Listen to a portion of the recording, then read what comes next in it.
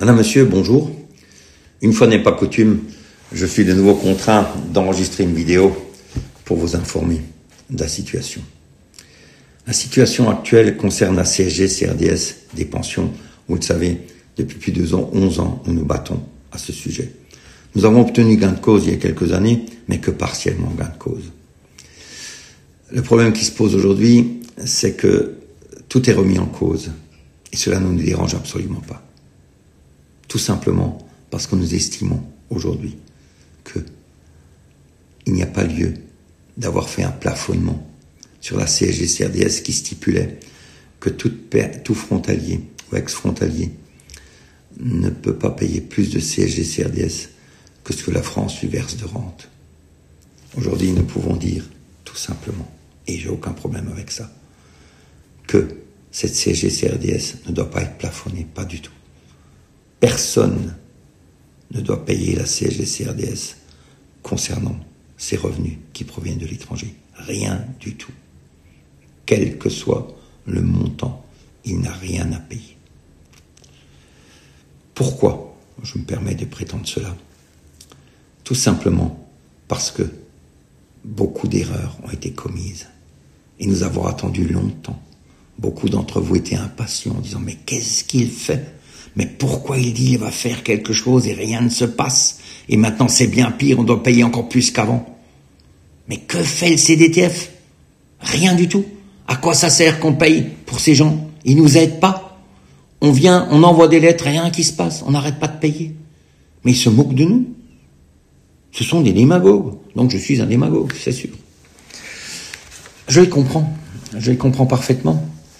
Mais hélas, nous avons laissé les juges, les ministères, les tribunaux, tout le monde accumuler les erreurs, ainsi que la Commission de Bruxelles.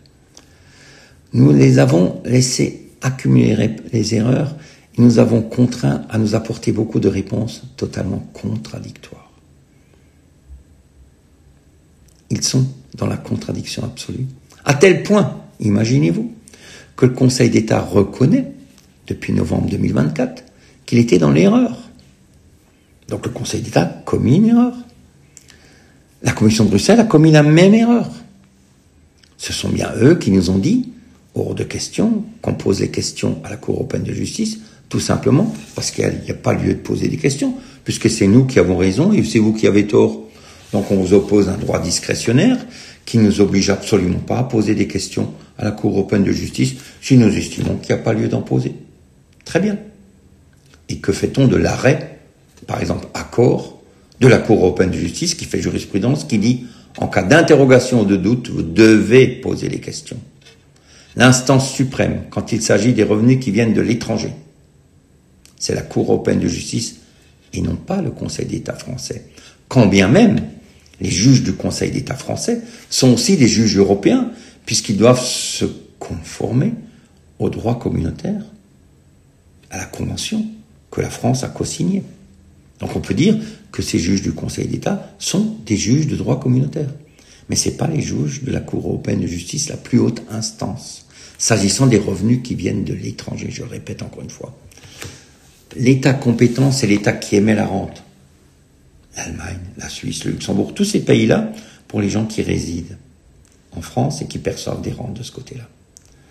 Donc nous, aujourd'hui, on peut dire la chose suivante, mais vous vous êtes trompé à plusieurs reprises. À plusieurs reprises, nous étions obligés de poser des questions.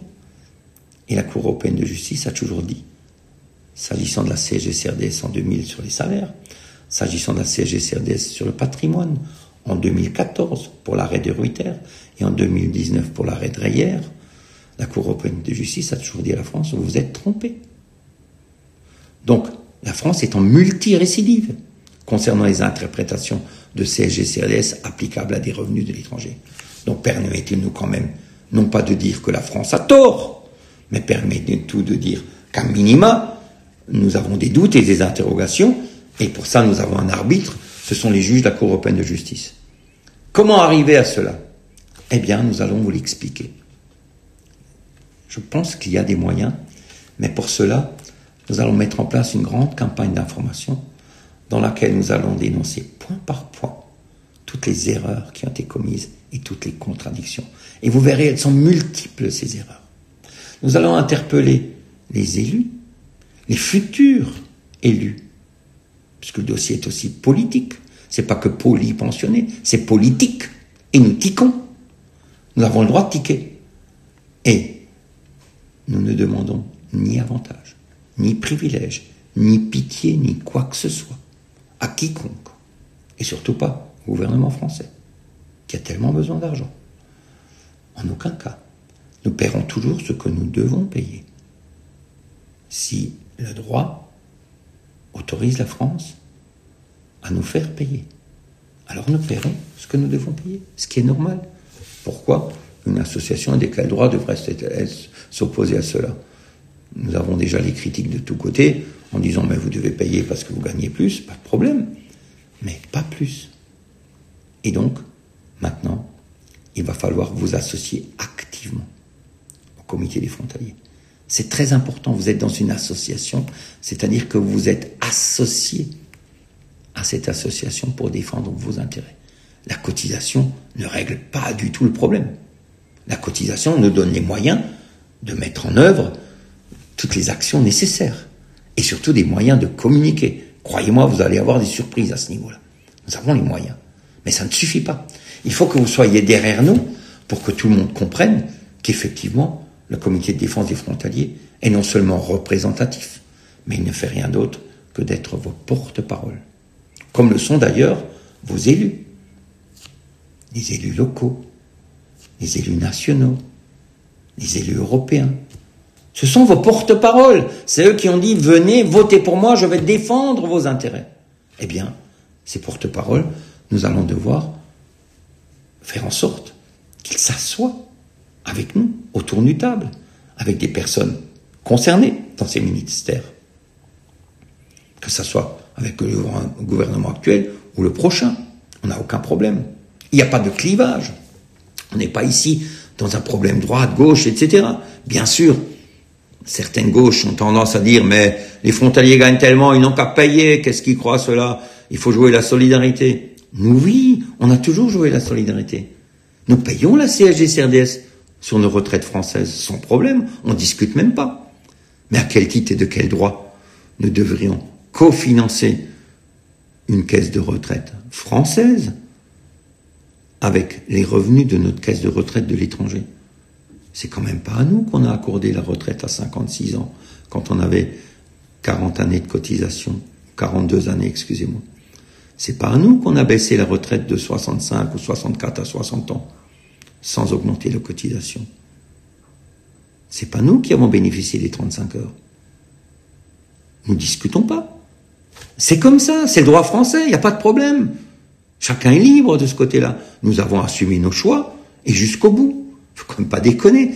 Si je travaille de 60 à 65 ans, j'ai bien entendu plus de retraite, mais ça m'apprendra à travailler aussi longtemps, pour pouvoir payer ensuite tout ce que j'ai gagné en plus, le redonner en France, pour la caisse de retraite française.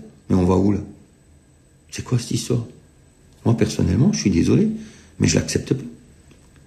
Si vous êtes derrière moi, non pas simplement, je répète, en payant votre cotisation, c'est bien, mais c'est pas ce qu'il nous faudra à l'avenir. Il faudra que vous suiviez nos instructions. Et non seulement vous, mais tout votre entourage. Il faut associer tout le monde, parce que vous n'êtes pas les seuls concernés. Votre entourage, votre famille est concernée. Vos enfants sont concernés pour ceux qui sont retraités.